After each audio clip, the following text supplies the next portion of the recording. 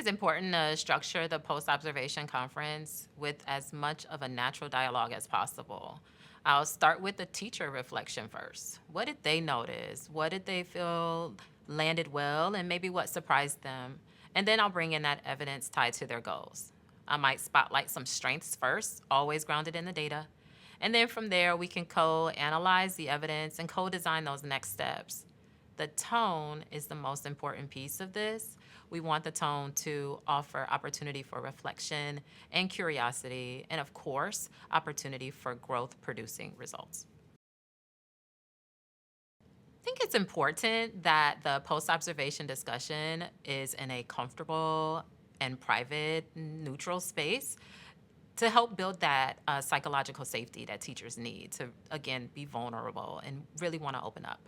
I try to avoid administrator offices because honestly, the vibe shifts just a little bit.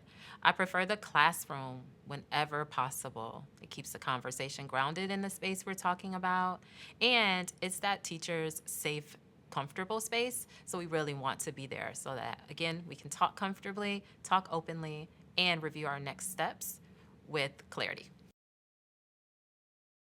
It's important to start with the teacher's perspective, so we lead with that. I ask them to walk me through their intentions and what they noticed about student learning. I take their reflections seriously because they reveal how they understand their practice. Then I'll layer in the evidence to either confirm their perceptions or just offer a new perspective and a new lens. When a teacher is guarded, it's important to just continue to soften the space. Switch to questions that invite curiosity, not that they're opening up in some sort of confession. I might pull up that neutral evidence and ask, what do you notice here? We'll look through artifacts that were gathered. And then if they're still guarded, I just go back to their goals. You said you wanted more student talk this time. What do you want the student talk ratio to be next time? And then anchoring in their goals, again, is the key. That'll help lower that defensiveness that might come up.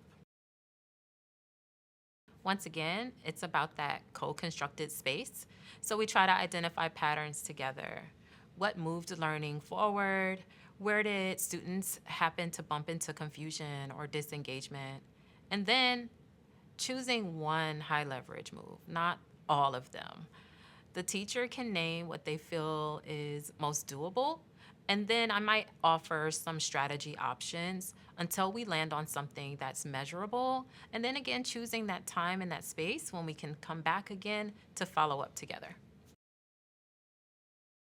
We look for evidence. I look for evidence across time. These might be changes in the instructional moves, shifts in student engagement or clarity, and again, those teacher reflections becoming deeper and more precise. Of course, follow-up observations will help to show growth, but again, it's deeper into those teacher reflections that really helps to show and guide us toward that evidence that we're looking for.